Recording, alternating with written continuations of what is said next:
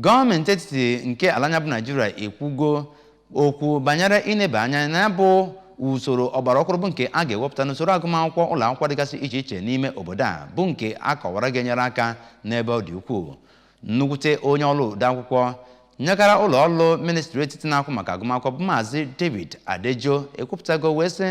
na mgbe ụmụ akwụkwọ na ụlọ akwụkwọ gọọmenti etiti ọkachasị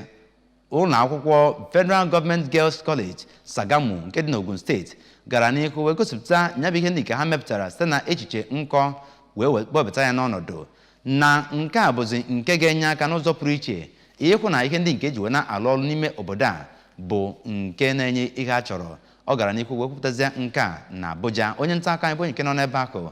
bụ Princess Ekwi Ajide ga-ewetara anyị akụkọ ndị ọzọ bụ nke o ji na ngalaba agụmakwụkwọ. Ya bụ ihe nkepụta robot akpọrọ Okikiola Chagamu ma ọ bụ Kikisagi ka ụmụ akwụkwọ ahụ sịrị na ọ nwere ike ịmata mmadụ kwe ya n'aka ma rudo ha ama oge ọ na-agwa ọgbakọ ahụ okwu ka odeakwụkwọ kpụtọlọkpụ ahụ kwara arịrị maka ọnọdụ ụlọ akwụkwọ ndị gọọmenti etiti nke ọ sịrị ntinye ọhụrụ a etinyere robotics n'ihe mmụta ha na-ebutere ha mgbanwe dị mma. Maazị Adejo kwuru n'afọ 5 na-abịa abịa na amamihe aka mere ga na-achị ụwa mana Afrịka ka na-adaghachi azụ n'ihe jugoro mba ụwa ndị ọzọ. Ọ mara ụmụ akwụkwọ ahụ aka n'ihu ka ha rụpụta ihe ga-abara ha uru n'ụlọ akwụkwọ ha ebe ọ sịrị na rọbọt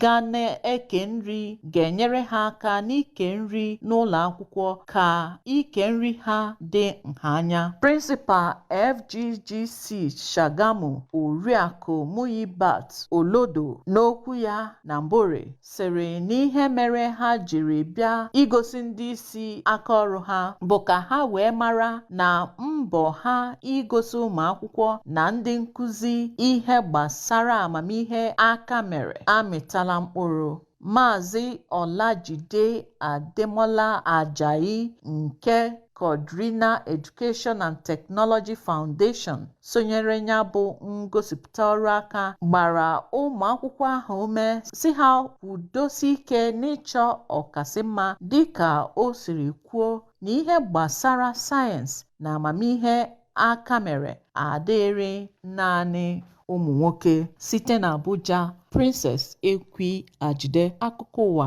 ABS.